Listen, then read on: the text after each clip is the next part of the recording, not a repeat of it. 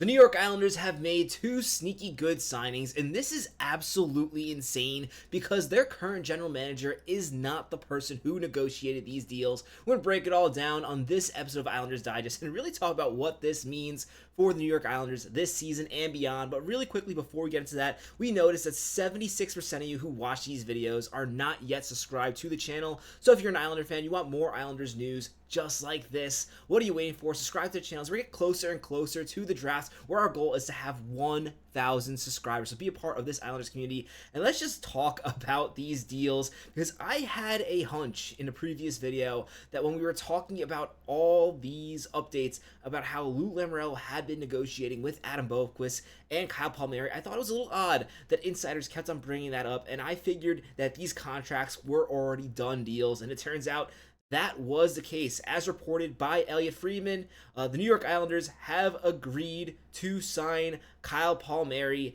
and frankly, this was a deal that was believed to be agreed upon before Mathew Barzal was hired, and he happily honored that deal. It was one of those deals where, Lou Lamoriello sticks it in his file cabinet. And I'm going to be honest here, when I first saw that Kyle Palmieri was coming back on a 2-year deal, and that 2 years is very important, as we're going to talk about later on in this video, as I really explain why I think this contract is good value, I was pretty happy. And then I saw that this was a Lou Lamoriello contract, and I instantly soured on the idea, and people rightly pointed out that it's completely unfair for me to change the way I view this contract just because it was Lou Lamoriello signing it. And first of all, I do have to note part of the reason why I did sour, and this is still valid, is you really wanted Mathew Barzal to have his opportunity to put his own stamp on this team. Of course, he could have decided to not agree to this contract that was already negotiated. Of course, that would probably not be good for his relationship with agents, but still, he decided to sign off on it. So it's not like Mathew Barzal had absolutely no say on this, but still, you probably would have liked to have him not have his hands forced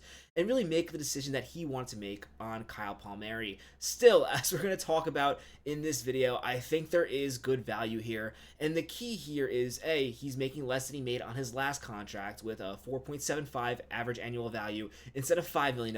But more importantly, that 2 years is actually something that surprised me.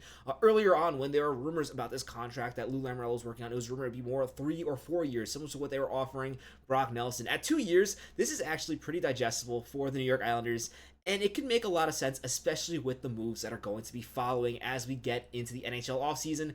Mathew Barzal is hitting the ground running. I mean, it's 5 days in, he's already signing contracts. And the other contract the Islanders have signed is $850,000 for Adam Boqvist on 1 year. Now, that is actually a contract that there is really no argument to make against. That is an incredible deal, a real prove-it year for Adam Boqvist, and I have a good feeling that, especially with how Adam Boqvist worked with Patrick Waugh this season, he's going to have a really good opportunity with the Islanders to prove himself as an offensive defenseman. He's not a two-way guy. We know we're not going to be getting the best defense out of him.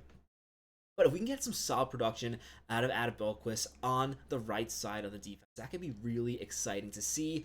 And I definitely think that the defense can improve. He's a high draft pick. He's a player who has a lot of potential, and he just frankly has struggled with injuries, and now he has a chance to prove he can be healthy and have an impact for the New York Islanders.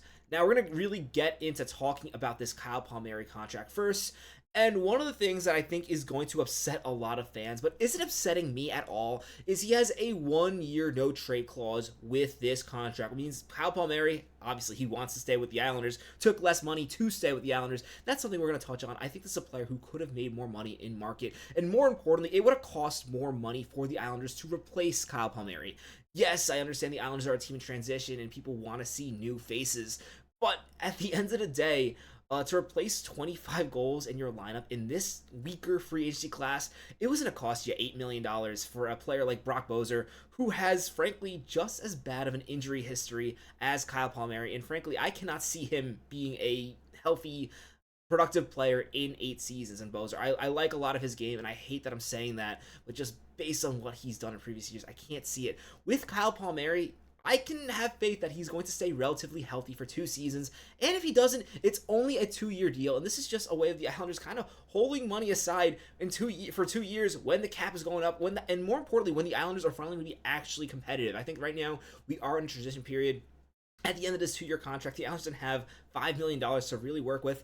And as Puckpedia has pointed out, I know a lot of fans are going to be upset with this no trade clause in the first year, but you weren't going to trade Kyle Palmieri in the first year that you re-signed him anyway. That would be pretty terrible for business. I mean, players are probably not going to want to sign as a free agent to your team if you're trading them the year after you sign them, especially on a 2-year deal. So the Islanders there was never going to be a scenario where they signed Kyle Palmieri to instantly trade him this season. That didn't make sense. That was not going to happen. So having a no trade clause this season is not a big deal, especially when next season it becomes a 16-team no movement clause, which means if this isn't working out or the Islanders look to sell in that year, they can trade Kyle Palmieri on the deadline in 2 seasons, which actually does give them a decent bit of flexibility. And frankly, if Kyle Palmieri is still valuable at the end of this contract when the Islanders can trade him, then this is already a win for the Islanders. And if he's not, again, it's only a 2-year contract. It's not a big deal, especially the key thing with the Islanders is it's not like he's holding a roster spot from another younger player. This is an Islanders team, while the plan is to get younger, most of the kids are not ready yet.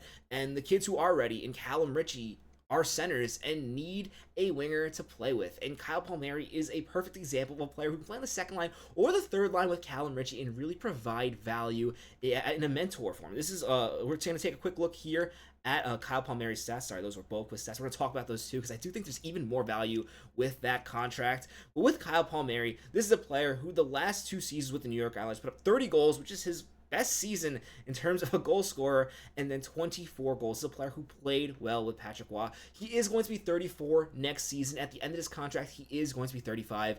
And one thing you do have to worry about is whether or not he's going to decline. But still, as of right now, he has not really shown signs of decline with the Islanders. He did slow down a little bit once Brock Nelson was traded, but I think that was just in part just the Islanders not having enough offensive talent to play with in the top end. And that's really important because the Islanders need players to score goals. Mathew Barzal is a playmaker. He's not going to score on his own, and he needs players to play with, especially when it's looking more and more like the Islanders are going to split up Mathew Barzal and Bo Horvat to have 2 lines and have Mathew Barzal playing center again, which I think is where he provides the most value, and I think makes a lot of sense for the Islanders. And as a result, they're going to need players to play on both lines, and Kyle Palmieri does that job. And again, at $5 million, providing to 4.75, sorry, it's not even $5 million, providing 24 goals this season and 30 goals last season.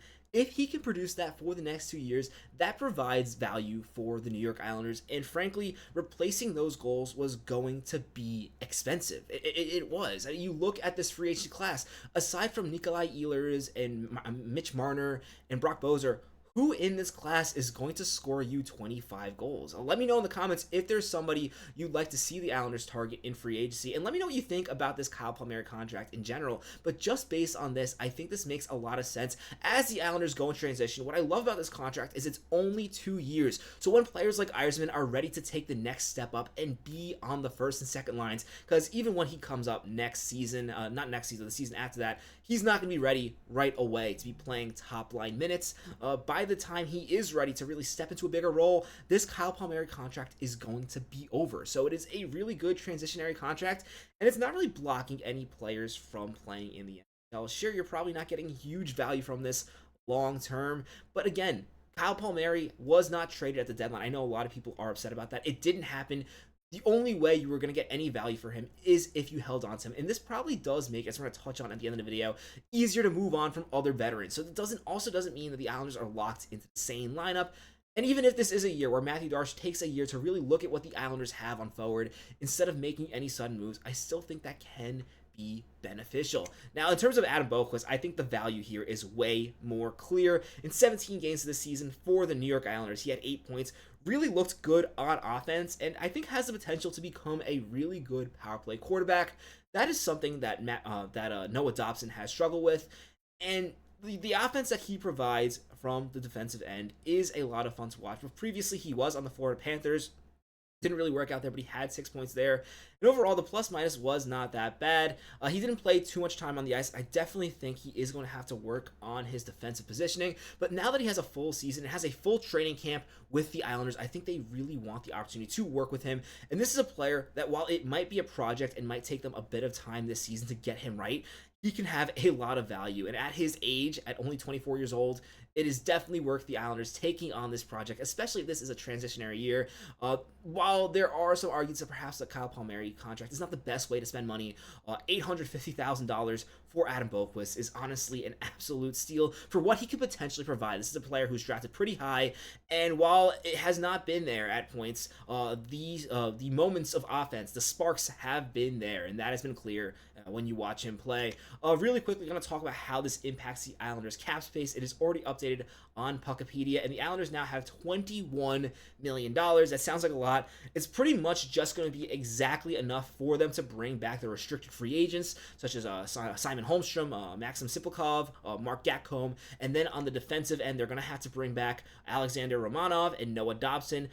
Honestly, the fact that Scott Perunovich was not also extended at this point, he was a pretty similar contract to a guy like Adam Boqvist, where you could have had him for a league minimum $850,000 contract.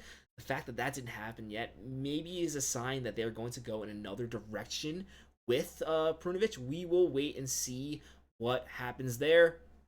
But for now, also quickly noting here, Adam Boqvist is going to still be a restricted free agent next season, which means if he has a good season for the Islanders, this is a great gamble because they keep him under team control. But overall, let me know your thoughts about these moves in the comments. I do want to quickly mention that even though they pretty much only have money to bring back the current roster they have, moving a player such as John Gabriel Pageau or Anders Lee would free up a ton of cap space, and frankly, bringing back Kyle Palmieri also makes it more feasible to do that. You're going to want to keep veterans on your lineup, and having Kyle Palmieri is going to make those players a bit more expendable. So let me know what you think about this contract in the comments below. I was pretty happy with it. Then I heard Lou signed it, I was a little sour, but I think overall this is a good fit for the New York Islanders. As always, if you haven't already, be sure to subscribe to the channel. My name is Patrick Nilan. This is Islanders Digest. Let's go Islanders.